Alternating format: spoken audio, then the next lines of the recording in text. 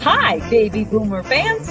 We are Jackie and Janine, the Pfeiffer sisters, and love to talk about the 1950s, inviting you to reminisce with us as we explore experiences of that decade.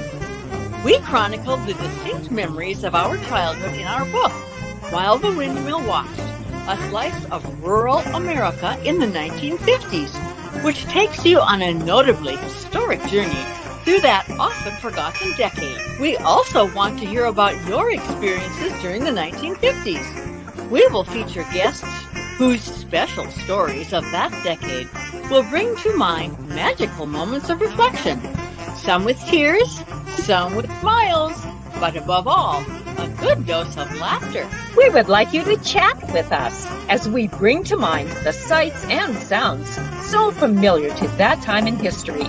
Grab your favorite malt or Green River. Make sure you are wide awake and get ready to be inspired about the 1950s. Welcome to the 1950s Fun Chat. Hello, everybody. And look who's sitting beside me in the production booth this morning. It's my sister, Jackie.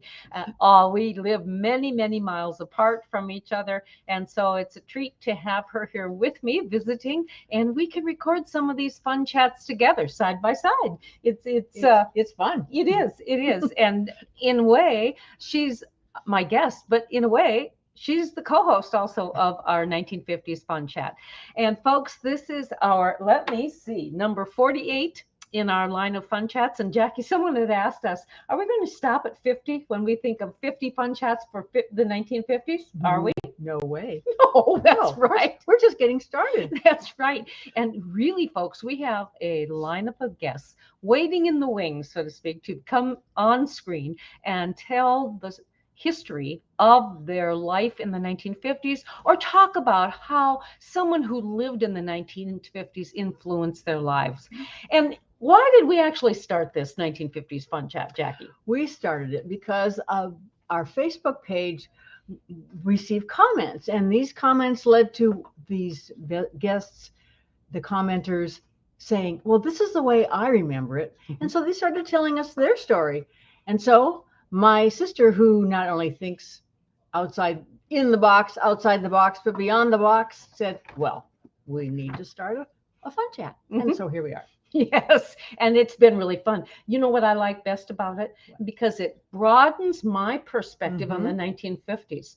We do a lot of Zooming with groups, service organizations, classrooms, library groups, and interestingly, we had one person in a question and answer part of our presentation say to us, I've read your book and it sounds very Pollyanna-ish.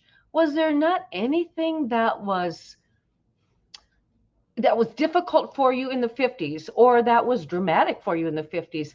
And Jackie and I have talked about this many different times. And in that decade of the 1950s, we agreed that no, not that we remembered. And so we've told the story of our lives, of how we distinctly remember it, and the impact that our mom and dad, Jack and Eudora Pfeiffer, had on our lives, as well as the small farming community of Minoka, North Dakota, around which we grew. And we were a closely knit farming community, as so many farming communities were back in the 1950s, in that decade, with neighbor helping neighbor. We went to church together. The kids went to school together. We went to town hall events together, square dances, 4-H club meetings. There were homemakers meetings, homemakers clubs for the women.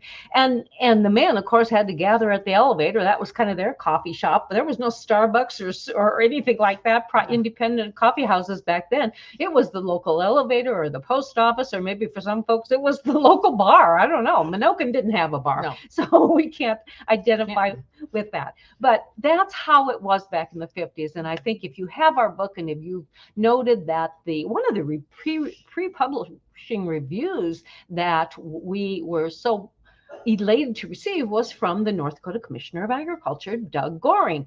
And folks, his grandpa and grandma were our neighbors, and his grandpa Howard was one of my dad's best friends, and his Aunt Judy and Aunt Linda were our babysitters. Oh, and his Aunt Joanne too. Yes. Yeah, we have the Goring family provided babysitters for us.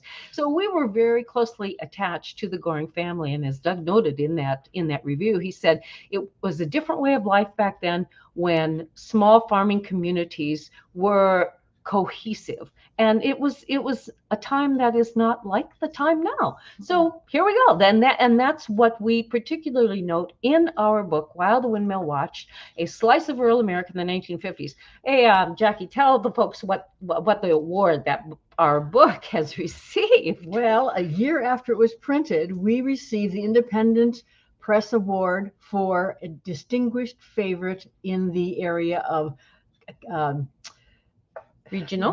I'm sorry, yeah, Yep. regional. Now that means that our book is about a region, and the judges thought this was a really good book describing a region, and evidently we agree. Yes, yes, yes. We are honored because Mhm. these judges were from around the world, and they were from all different genres within the publishing, authoring, writing. Right, for independently published Yep. books. So anyway, While the Windmill Watched, you've gotten your accolades now, and you know what, folks, we keep growing with that.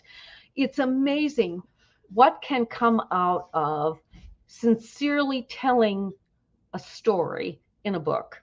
And we've mentioned now that the 1950s Fun Chat is one of those things. True. However, we have more exciting news now, and that is that the story in While the Windmill Watched: A Slice of Rural America in the 1950s is now in the developing process of becoming a motion picture based on the true events in our book. Yes. And Jackie and I will serve as executive producers of that film.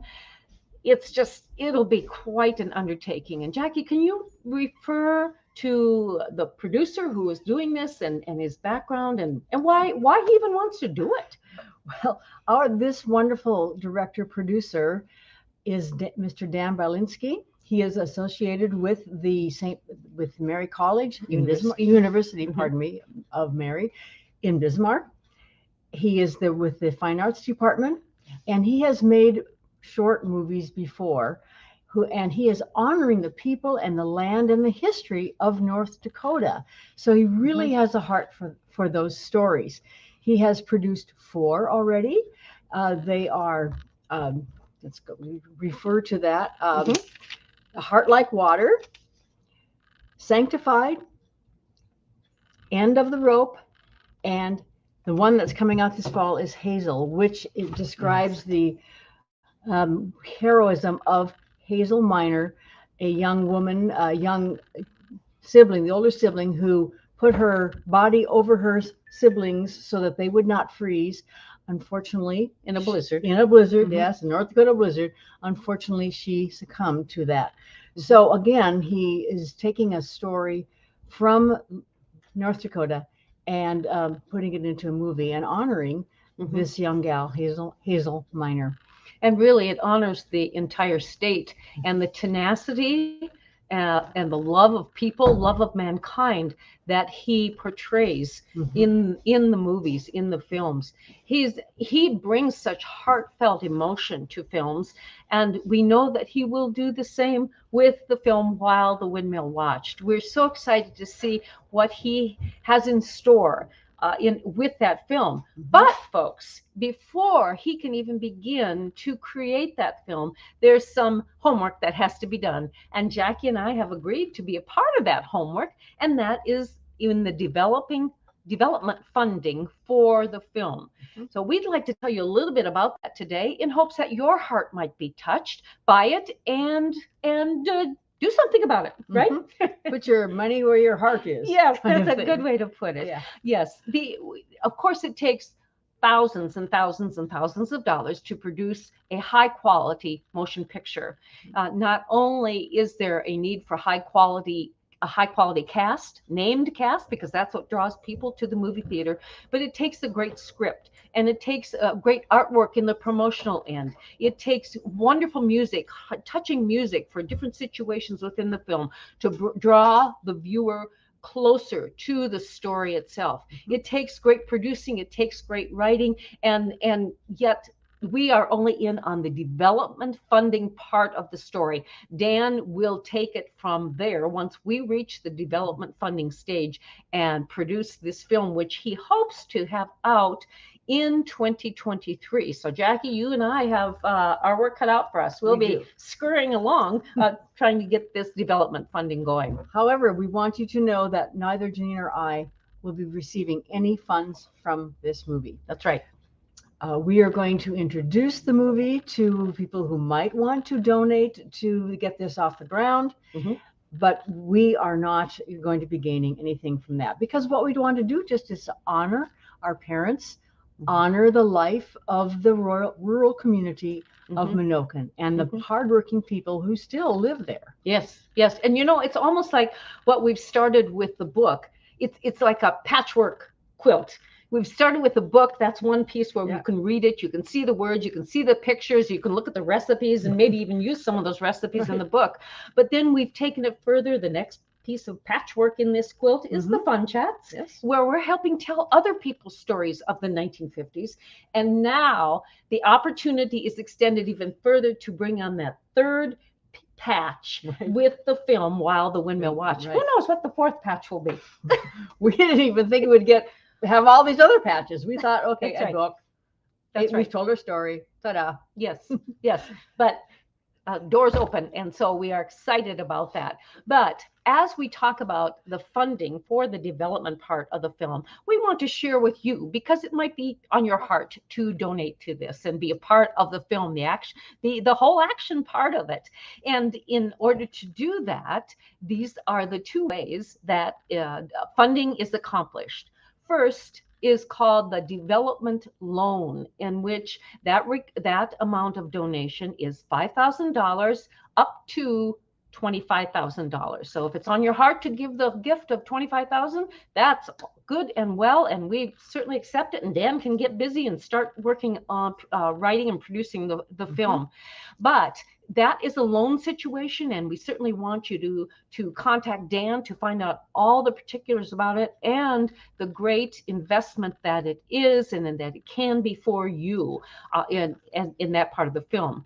The funding rather. The other part is called a loan. A donation. Sorry, it's a donation, and that amount is anywhere from $100 up to $4,999. This donation is considered a gift to the film company in order to get the film off the ground. Windmill Film LLC will be handling the money, and again, you go through Dan and he handles all those financial particulars. But this particular LLC is not a nonprofit.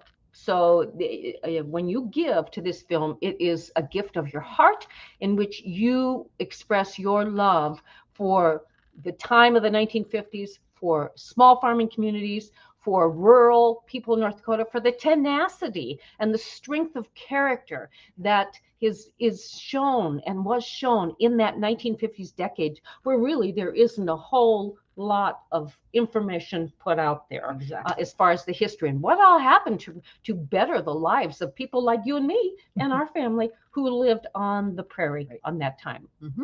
So therefore, again, two different types of opportunities, but it doesn't just have to come from one individual person, does it? Who can tell them more? Oh, I thought maybe you would. Well, okay. Yeah. Any organizations or groups, or maybe a family,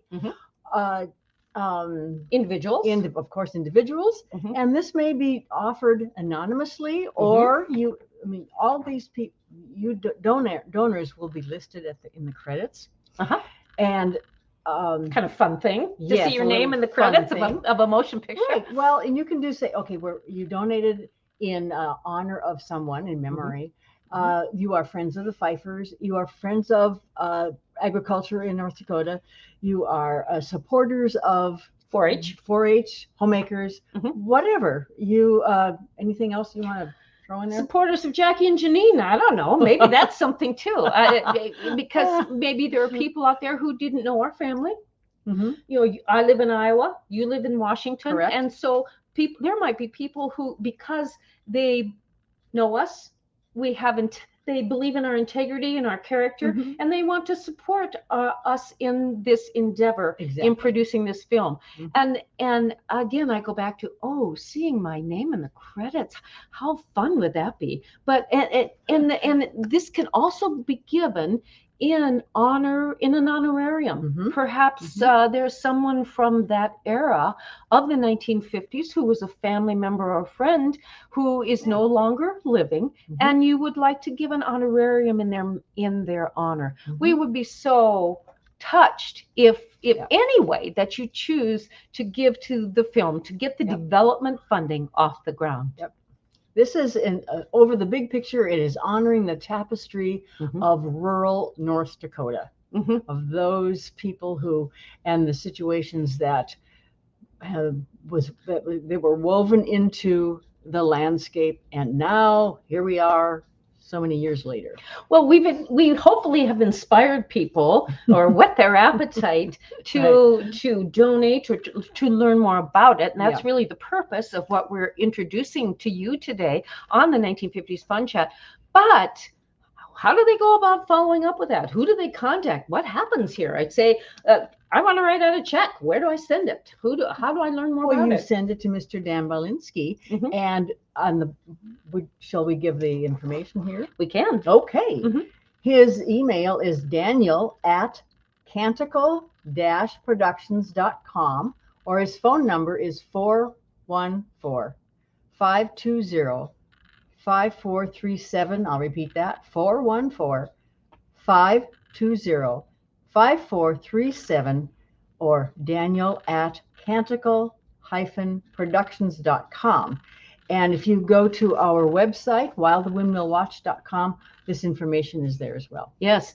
And also what Dan can share with you, and actually, Jackie, if people want to contact us, they can go to our website, which you see scrolling at the bottom of the screen. And there is an email address at our website, which is sisters@whilethewindmillwatch.com. Sisters that's you and me, at whilethewindmillwatch.com.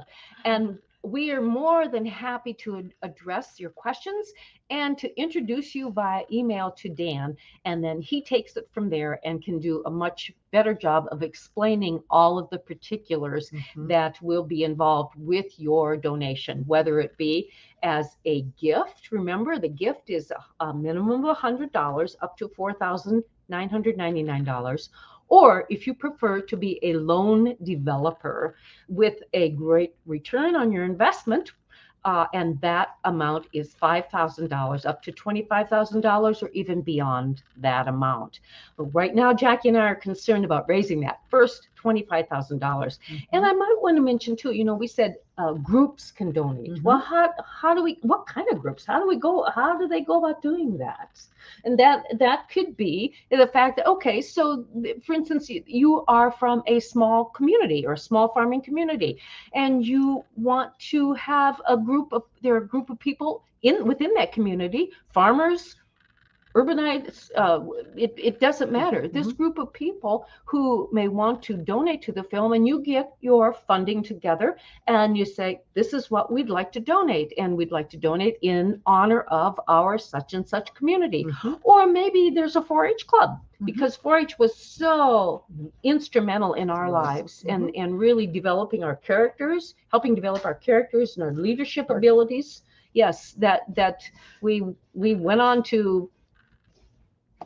Well, anyway, we live it. Read the book. Yeah, yes, and so there might be a 4-H club who is interested in donating money to the film. $100 minimum investment is all that's needed at that point. But please reach out to us at sisters@whilethewindmillwatch.com, and Jackie and I will just thoroughly love to hear from you and get you set up with Dan, and we can go from there. Now, you might ask if there's a deadline in which to, or by which to contribute.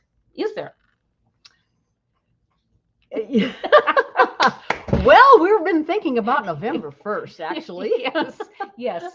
The film does not start the ball. Let's say the ball doesn't start rolling with the film until we get the first $25,000 Right. of development funding, and then Dan takes it away from there. And he's an eager beaver; he can really make things happen in the state of North Dakota. But we think that it might be kind of interesting, especially for the farming communities, if you want to contribute, but you want to see what the potential of the crop is, and or what the cattle market's doing then, or the hog market. What is going to affect your impetus for contributing to the funding of our film? And so that's why we have suggested November 1st. But we also don't want you to forget about us. And now that we've come out with this information, we won't let that happen. Yes, yes. And so again, if perhaps there might be some of you who have a group that gets together regularly, and maybe you'd want to know more about this or more about the Pfeiffer sisters or our book or our fun chats, just again, contact us through our email, and we are more than happy to set something up with you on a Zoom. With that's what we'd love to do, and and to bring the story of the 50s to life. It's not just a hidden gem anymore. The Pfeiffer sisters are out there trying to really grow and awaken the interest of the 1950s. So, anything else we need to talk about on this fun chat? Nope. Okay. I think we covered it. Okay. In review, let's review. At any good 4-H demonstration, you're going to have a beginning and a middle and an ending. So we have an ending for you folks. Did you think we would never stop talking? Okay. Thanks for hanging in there right as long as you have. Yes. So our review, the conclusion to our presentation is this. While the Windmill Watched, A Slice of Rural America in the 1950s is the book that Jackie and I wrote about our childhood growing up in a small farming community near Minoka, North Dakota in the 1950s. And we tell about all the advancements in the 1950s that occurred in that decade, realizing that there were tornadoes, there were droughts, there were floods that we didn't cover because we didn't actually sense that or live through them. Yes. But we do tell about a plane crash that happened right in our backyard. That is kind of, it might give you the willies when you read about it. I just felt chills when you mentioned it. It was a terrible, terrible, terrible incident. Yes. Yes. Now we have a story. Yes, that's right. And so we've written the book. It's out. It's a national award-winning book. We have the 1950s fun chats. This number 48, is that what I said? Yep, number 48, and going on from there, in which you can tell your story about the 1950s. And by the way, contact us at that email address, Sisters of While the Windmill Watched, if you have a story you'd like to share with us. And now we're in the next phase of this unveiling of the 1950s, and that is the motion picture While the Windmill Watched, that is going to be produced by Mr. Dan Belinsky of Canticle Productions, University of Mary at Bismarck, North Dakota, an awesome film producer who will wholeheartedly and lovingly tell this G-rated film, tell the story of this G-rated film of life on the prairies in the 1950s. And so right now, Jackie and I are in the development funding stage. Our goal is to have $25,000 available to Dan as soon as possible, but we are stating a deadline of November 1st. And again, contact us at that same email address, sisters@whilethewindmillwatch.com, and we can give you more information and lovingly introduce you to Dan, who is just this most amazing, wonderful family man and actor and film producer. You must go to his website at Canticle Productions and see the trailers of the films about North Dakota that he has already produced. And hopefully some of you might have even seen some of the previews in theaters and libraries and schools across North Dakota where he has shown them.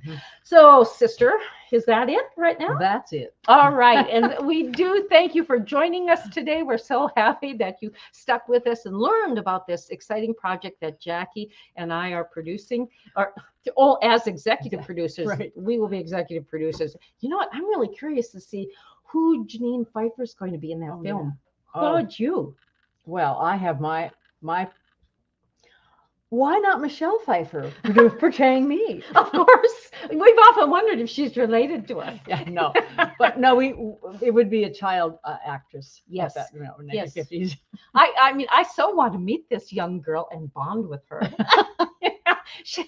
But and Well, who will play the that's- parts of Dad and I Mom? don't know, but that's down the road. That's for Dan to figure out. Yes, and our Minokan community neighbors and people who lived in North Dakota and on the prairie. I mean, there's so much excitement that can come with this. Maybe you'll even be part of the casting call. Who knows? But anyway, we've got to raise 25,000 first. So, okay, folks, there we go. And please remember to like this fun chat, click on like, subscribe to our 1950s fun chat, go to our website, www.whilethewindmillwatch.com, and check us out at the email at sisters@whilethewindmillwatch.com. You know, and something else to remember too is that we do have a Facebook page. We do. Actually, we have two of them. One is the 1950s Fun Chat, and the other one is While the Windmill Watch. You can contact us that way too. We're pretty. If you look in the right spots, We're there. yep, right now. So, folks, we thank you so much for being a part of our 1950s Fun Chat today, and see you next time. And remember, this is a time that we talk about with poodle skirts, cool cars, American Bandstand, and the 1950s in our book, While the Windmill Watched, a slice of rural America in the 1950s.